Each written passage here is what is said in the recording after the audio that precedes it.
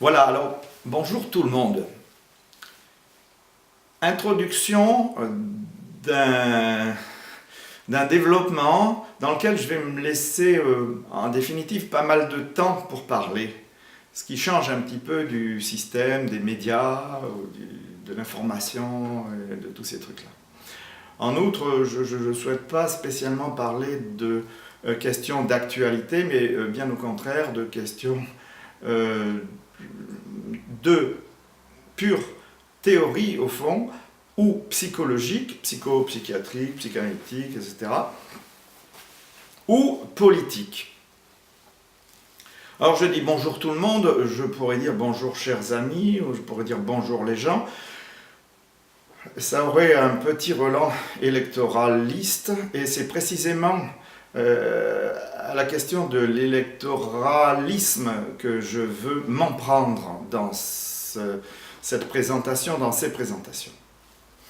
Je veux m'en prendre à l'élection des représentants qui est, à mon sens, véritablement, dans les démocraties, on va dire, avancées, je ne sais pas vers quoi elles sont avancées, mais enfin, dans les démocraties, appelons-les plutôt les démocraties narcissiques autosatisfaites, eh bien dans ces espaces-là, qui sont démocratiques autant que moi je suis pape, eh bien dans ces espaces politiques-là, la question de la représentation constitue en définitive une pollution, une sorte de pollution permanente qui aliène les acteurs sociaux, qui aliène particulièrement les travailleurs. À stipuler que tous ceux qui ne travaillent pas soient des acteurs sociaux, ce qui est une question que je n'engage pas ici. Donc voilà, j'avais fait ma thèse sur la question de la paranoïa il y a bien longtemps, et aujourd'hui, la récurrence permanente de cette thématique du complotisme, du conspirationnisme, m'interroge sur plusieurs phénomènes. D'abord, comment faut-il penser ces concepts, à proprement parler, au premier chef. Deuxièmement, tout cela illustre cette espèce d'effet de refoulement qui existe aujourd'hui sur le champ général de la psychiatrie. C'est-à-dire qu'au fond, la psychiatrie était devenue une espèce de pensée, la psychiatrie, la psychologie, la psychanalyse, et peut-être même l'antipsychiatrie et les correspondants politiques de cette antipsychiatrie étaient devenus une espèce avait pris une place d'image un peu tutélaire, et on sent bien que dans le monde politique et économique, tout cela avait pris trop de place, ce qui fait qu'aujourd'hui, elles sont, toutes ces disciplines, pour reprendre un mot de Kant, sont humiliées. Alors cette humiliation convient à beaucoup de monde, je pense qu'elle convient même à une majorité des psychiatres d'ailleurs. Pour ma part, elle ne me convient pas du tout, je ne suis pas bien là-dedans. Et donc, j'éprouve le besoin de proposer une critique paranoïaque des concepts de paranoïa aujourd'hui. Alors, si c'est une critique paranoïaque, bon, d'abord ce sera une critique dalinienne, bien entendu, mais ce sera aussi une critique un petit peu schizophrénique aussi. C'est-à-dire de temps en temps, il va y avoir des traits de fracture dans cette affaire qui vont s'inscrire dans une structure logique que je vais essayer de développer.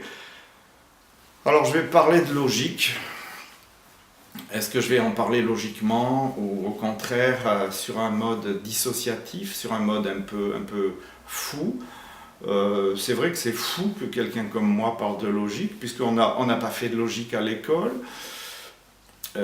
Et que c'est un domaine dans lequel j'ai pas la moindre compétence de type, je dirais, scientifique ou universitaire. Donc de quel droit le vulgus pecum pourrait-il se permettre de parler de logique?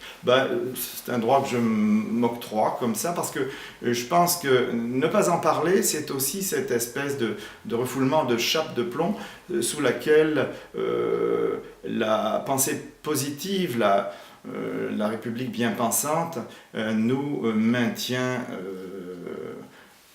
en obéissance. Voilà, alors ce site prendra la suite du précédent qui était une critique de la raison républicaine. Là, je m'adresse à des concepts donc plus déjà en place, en fonctionnement dans la machine républicaine, que sont, eh bien, c'est le concept des grandes psychoses, hein, paranoïa, schizophrénie, mais aussi des névroses, que j'appellerais volontiers les positions représentationnelles et parlementarisantes de la psychiatrie, que sont ces névroses obsessionnelles et hystériques, et puis les régimes politiques qui peuvent aller de pair avec ces manières de percevoir le monde, et que sont la monarchie, les oligarchies sélectives du côté de la névrose obsessionnelle, les oligarchies électives du côté de l'hystérie, de la paranoïa, des jeux du stade, de la représentation. Et enfin, la pauvre petite démocratie qui, à mon sens, ne peut correspondre qu'aux idéaux de la schizophrénie historique, véritable, si ce mot a un sens. Voilà, donc je vais être amené à faire des correspondances qui vont sembler outrancières et scandaleuses, sans doute au plus grand nombre. Et c'est d'ailleurs à ce plus grand nombre que je m'adresse, sur un mode absolument, sur le mode de l'opinion politique, pensant que le plus grand nombre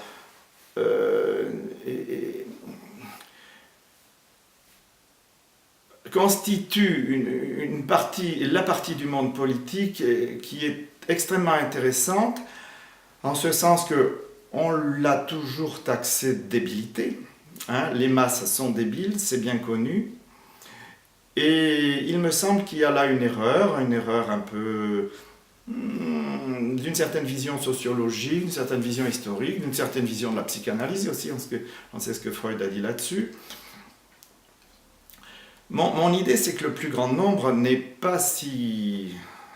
je prononce pas le mot, mais n'est pas si bête, disons, et que il est intéressant de prendre acte de ces jugements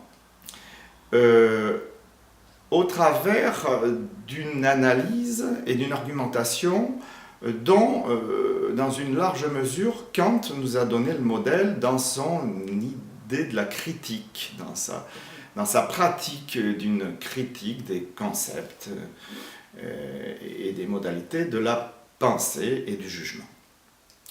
Bon, voilà pour aller très vite. Je m'en prends donc dans cet ouvrage à la participation à l'élection des représentants.